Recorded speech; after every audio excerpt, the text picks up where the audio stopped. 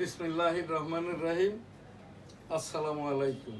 www.dailynewsstar.com virtual editor হাফেজ মাওলানা Shahjalal Goldar studio হতে অনুষ্ঠানটি এডিটিং এবং পরিচালনা করছেন। আজ আমাদের নিয়মিত উপস্থাপক এবং সংবাদ পাঠক মুস্তাফিজুর রহমান গোলদার, ভিডিওগ্রাফার সাংবাদিক সিনিয়র সাংবাদিক শেখ কামাল উদ্দিন, আমি ইপিও and editor the daily news star. Bangabandhu digital studio এখন এনএসটিভি ডিজিটাল স্টুডিও, নিউজ স্টার ভবন, মতিঝিল, ঢাকা। শুরুতেই আমাদের নিয়মিত এনএসটিভি নিউজ। আজ আমাদের সংবাদপত্র তিনটি: দি ডেইলি নিউজ স্টার, দৈনিক সবার আগে, দৈনিক ইত্তেফাক। আমাদের ডেইলি নিউজ স্টারের যে খবর, এই যে বার্ন দিয়ার cargo village, all goods, length 80x80 গজ, অর্থাৎ প্রায় 1.25 কিলোমিটার দৈর্ঘ্য প্রস্থে শাহজালাল বিমানবন্দরের কার্গো ভিলেজটি।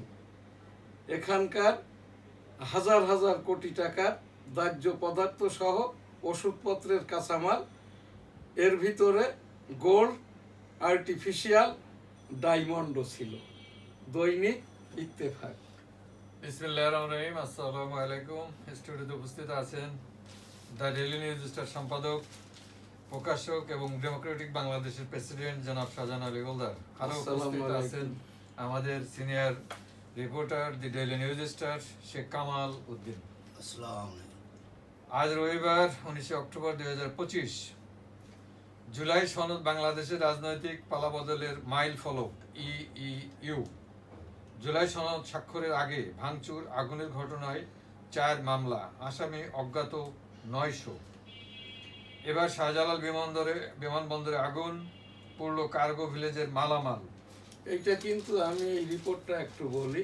জি। নাহিদ ইসলাম, অনেকেই বিশেষ করে আর কি এই যে এবি পার্টি, তারপরে ওই নুরুল হক নূর, এদের মতো এইরকম বৈষম্য যে রাজনৈতিক দলগুলো আর কি বৈষম্য বিরোধী আন্দোলনের সাথে ছিল না, এখন তারা এই নাহিদ ইসলামকে নিয়ে, সার্জিসকে নিয়ে, হাসনাতকে নিয়ে, ওই যে আমেরিকাতে যার উপরে হেনস্থা করা হয়েছে জাতিসংঘে, আক্তার হোসেন, এনসিপি মহাসচিব, এদেরকে নিয়ে যেটা বলা হচ্ছে, এদের বয়স হয়নি 15 বছর 9 মাস বয়সে, ওই যেটা সেই মুয়াবিয়া পুত্র ইয়াজিদ যখন ওসিয়ত করে যায় মুয়াবিয়া যে তার পুত্রই আর কি কুফার নয় সিরিয়ার গভর্নর হবেন, কিন্তু রাষ্ট্র পরিচালনা করবেন মুয়াবিয়া খেলাফতে নাই, ওখানে ওই স্বৈরাচারী কায়দায় আর কি। সেই মুয়াবিয়া পুত্রই ইয়াজিদের বয়স ছিল 15 বছর 9 মাস। কামাল উদ্দিন সাহেব, আপনার তো জানা আছে বিষয়টি। তো সেইটাই আর কি, এনসিপির এমন একটি কোনো নেতা নাই যার বয়সটা এখন আর কি 26-এর নিচে। নাহিদ ইসলামের বয়সও 28-এর ঊর্ধ্বে, আক্তার হোসেনের বয়স 30-এর কাছাকাছি, সার্জিস আলমও ওই রকম। তো এই জায়গাটাই ইনম্যাচিউরকে, আমাদের যারা ছেলে মেয়ে নাতি নাতনি, আমার ছেলে, আমার ছেলের বন্ধুদের বয়স এই 30-এর ঊর্ধ্বে, আপনারও মেয়ে বা আপনার ছেলে, এদেরও বয়স সব এই যে 20-এর ঊর্ধ্বে।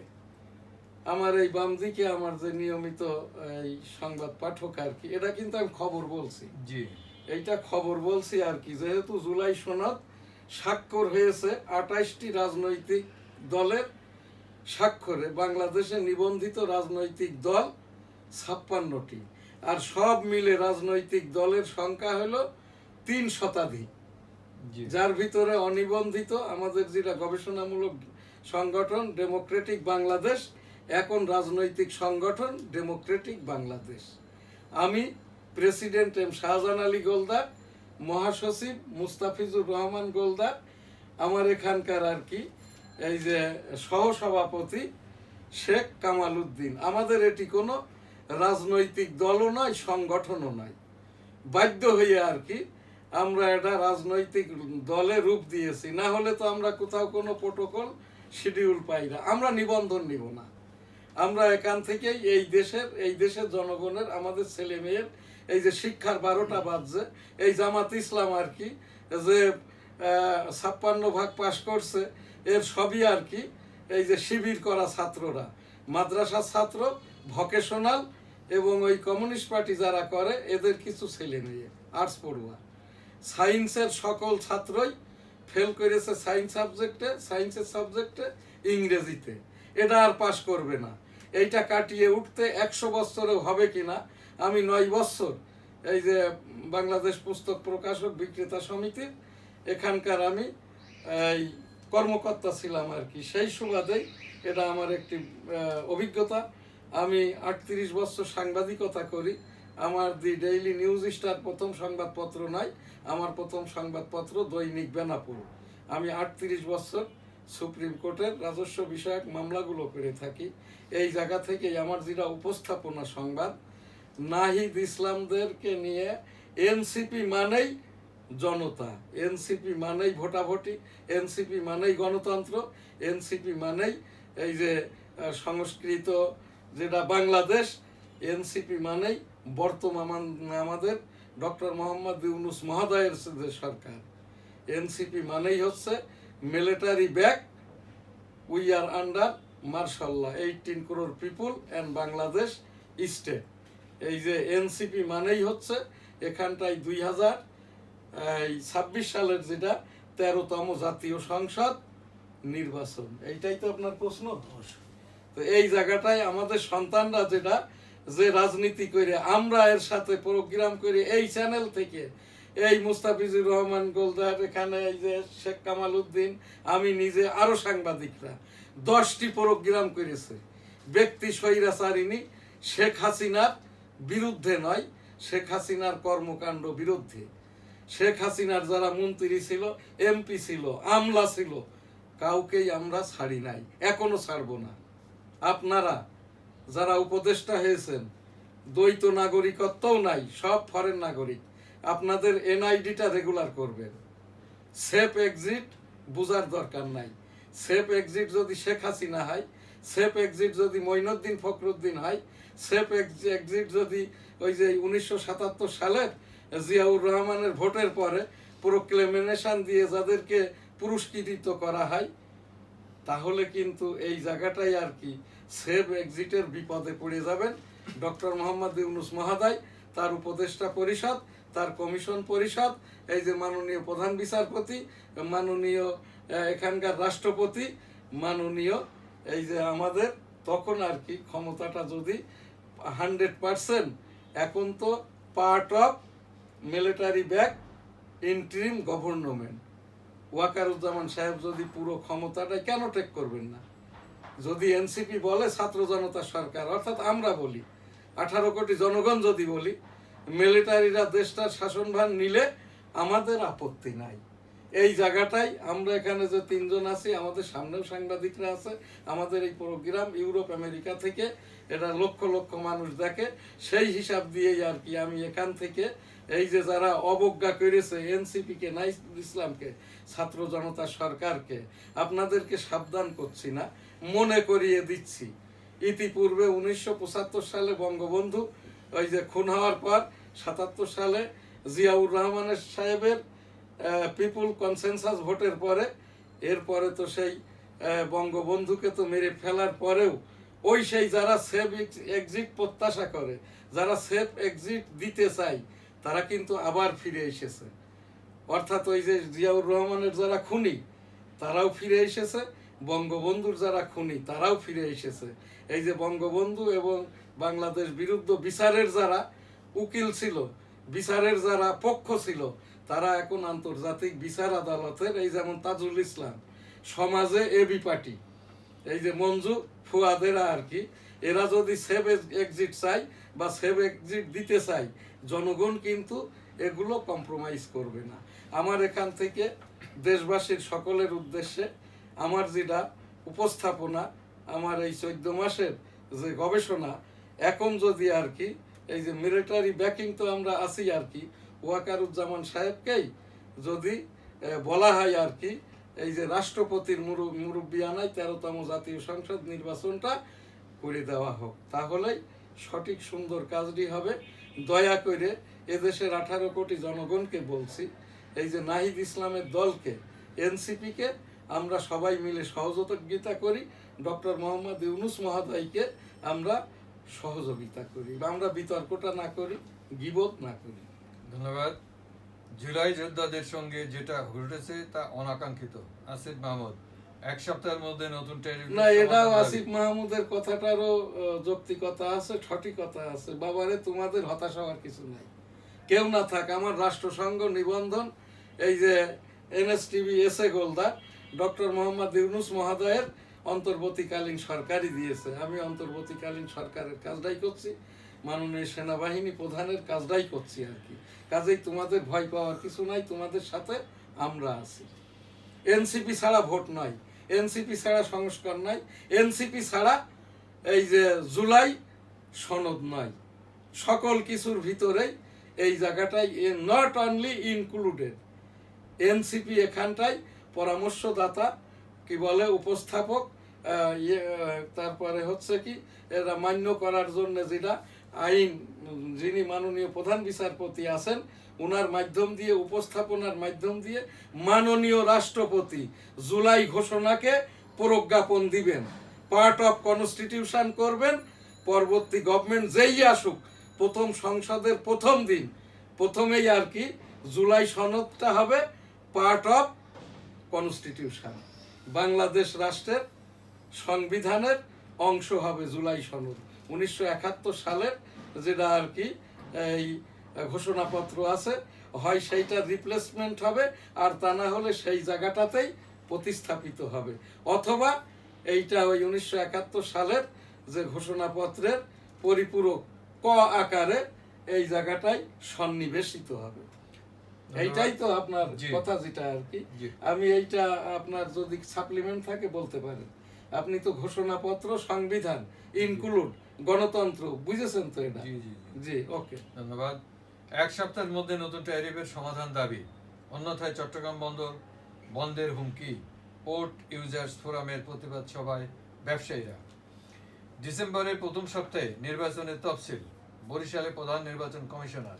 না, এইটা একটা সুন্দর কথা বলেছে, ডিসেম্বরের প্রথম সপ্তাহ, জি, তার মানে ডিসেম্বর, জানুয়ারি, ফেব্রুয়ারি, এই তাতে কি আপনার এই যে 60 বা 65 দিন হয়? প্রথম সপ্তাহ জানুয়ারি, মানে 30 তারিখ, ডিসেম্বর 30, জানুয়ারি 30, 28, 30, 60। জি, হ্যাঁ, 60 দিন হচ্ছে। ফেব্রুয়ারিতে ডিসেম্বরের প্রথম সপ্তাহে নির্বাচনের তফসিল। হ্যাঁ, তাহলে এইবার আমাদের নির্বাচনটা আমরা প্রত্যাশা করছি ফেব্রুয়ারির 15 বা 16 তারিখে, বা এই 25 তারিখে, বা 28 তারিখে। জি, ধন্যবাদ। রিশাদের ঘূর্ণিতে দাপটে জয় বাংলাদেশের। যুদ্ধবিরতি লঙ্ঘন, গাজায় ফের ক্ষেপণাস্ত্র হামলা ইসরায়েলে, নিহত 11। ইন্না লিল্লাহি ওয়া ইন্না ইলাইহি রাজিউন। খুবই দুঃখজনক দেশগুলো। আমরা এই ফিলিস্তিন নিয়ে 1987 সাল থেকেই প্রোগ্রাম করছি, দোয়াও করেছি, আস্তাগফিরুল্লাহ, আমিন। বিএনপি সরকারে গেলে স্বাস্থ্যসেবা নিশ্চিতে বিশেষ টিম করবে তারেক রহমান। জুলাই সনদের আইনি ভিত্তি না হলে গণপ্রতারণা হবে, নাহিদ ইসলাম। তারেক রহমানের এই কথাটার সাথে আমি সহমত পোষণ করছি। এই যে স্বাস্থ্য খাতে উন্নতি করবে, আরো কয়েকটি খাতে এই রকমটা বলতে হবে, যেমন স্থানীয় সরকার, এই যে স্বরাষ্ট্র, পররাষ্ট্র, এই বিষয়গুলোও কিন্তু বিএনপির পক্ষ থেকে আগাম আর কি তাদের নির্বাচনী ইস্তেহারে রাখতে হবে, এখন থেকে বলাটা শুরু করতে হবে। যুক্তরাষ্ট্রের 50 রাজ্যে ট্রাম্প বিরোধী নো কিংস বিক্ষোভের ডাক। টেক্সাস, ভার্জিনিয়ায় ন্যাশনাল গার্ড মোতায়েনের সিদ্ধান্ত। মানে কি জানো? জি, যে এক প্রেসিডেন্টের এক শাসন, এক কথার এক দেশ, সেটা হলো এখন বর্তমানে ডোনাল্ড ট্রাম্পের ওই যে আটলান্টিক পাড়ের এই আমেরিকা দেশ। এইটা বা 50টাই তো রাজ্য জি এই যে আমেরিকা, হ্যাঁ 50টা রাজ্যই কেউ চাচ্ছে না একক নায়কতন্ত্রের স্বাধীন, মানে কিংস শাসন মানে হলো রাজার শাসন। জি তো আমেরিকা তো ডেমোক্রেটিক কান্ট্রি আর কি, এই জায়গাটাই তারা ওই সৌদি আরবের মতো, এই যে গ্রেট ব্রিটেনের মতো এই যে রাজার শাসনটা তারা চায় না আর কি। জাদু কাটায় 5 দিনে লুট, 50 কোটি টাকার বালু, হোতারা অধরা। হোয়াইট হাউস থেকে খালি হাতে ফিরছেন জেলেনস্কি, টমহাক ক্ষেপণাস্ত্র দিচ্ছেন না ট্রাম্প। এমপিওভুক্ত শিক্ষকদের কালো পতাকা মিছিল, বিক্ষোভ সমাবেশ। অগ্নি দুর্ঘটনায় তদন্তে সক্ষমতা বাড়াতে প্রযুক্তিগত সহায়তা দেবে ইতালি, স্বরাষ্ট্র উপদেষ্টা। বাংলাদেশের ঋণ পরিকল্পনায় জলবায়ু সংক্রান্ত ব্যয়ের স্পষ্ট অন্তর্ভুক্তি করুন, অধ্যাপক রেহমান সুবান। সরদি উদ্যানে লালনের সুরের মূর্ছনা, আফগানিস্তানের সামরিক ঘাঁটির বিরুদ্ধে যুক্তরাষ্ট্রকে সতর্কতা রাশিয়ার। গাজীপুরে বকেয়া বেতনের দাবিতে শ্রমিকদের সড়ক অবরোধ, নিপুণ কারুপণ্যে নিখুঁত কারিগর। লাব্বাইক আল্লাহুম্মা লাব্বাইক, লাব্বাইক লা শারীকা লাক লাব্বাইক, ইন্নাল হামদা ওয়ান নিয়ামাতা লাকাল মুলক লা শারীকা লাক। রব্বুল আলামিন পাক পরওয়ারদিগার বিশ্বের সকল মানুষকে একবার করে হজ উমরা করার তৌফিক দান করুন, আমিন। 1971 সালের মুক্তিযুদ্ধ বিষয়ক একটি উপস্থাপনা। এই দেশের বাংলাদেশ মানেই মুক্তিযুদ্ধের ঘোষণা, মুক্তিযুদ্ধের ঘোষক। সেই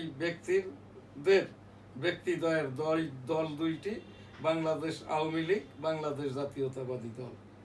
যদি আজকে স্বাধীনতার ঘোষকই না থাকে, ঘোষণাই না থাকে, বিএনপি তো থাকে না। জামাত ইসলাম যে কাজটি করে যাচ্ছে আর কি, 1971 সালে বাংলাদেশের বিরোধিতা করেছিল পাকিস্তান রাষ্ট্র, পাকিস্তানের মিলিটারি, এদেরকে সহযোগিতা করেছিল তৎকালীন পূর্ব পাকিস্তান এই যে রাষ্ট্রের জামাত ইসলামের যে দল আর কি, এই যে মুসলিম লীগ, তাদের ওই সামাজিক যারা নেতা, পিস কমিটি চেয়ারম্যান মেম্বার আল বদর আল শামস, পাকিস্তানি মিলিটারিদের মিলেশিয়া বা আনসার ছিল রাজাকার। সেই বঙ্গবন্ধুর ঘোষণাটি 7ই মার্চ 1971, এবারের সংগ্রাম মুক্তির সংগ্রাম, এবারের সংগ্রাম স্বাধীনতার সংগ্রাম। সেই ঘোষণাটি আর কি 27 তারিখ কালুরঘাট অস্থায়ী বেতার কেন্দ্র থেকে জিয়াউর রহমান সাহেব, তখন বিএনপি দলের গোড়াপত্তন হয় নাই, তখন এইটা ছিল, এটা কোনো রাজনৈতিক দলও হয় নাই। মেজর জিয়াউর রহমান তখন একটি ব্রিগেডের মেজর ছিলেন। অতঃপর তো আর কি এই যে মেজর থেকে জেনারেল হন 1977 সালে।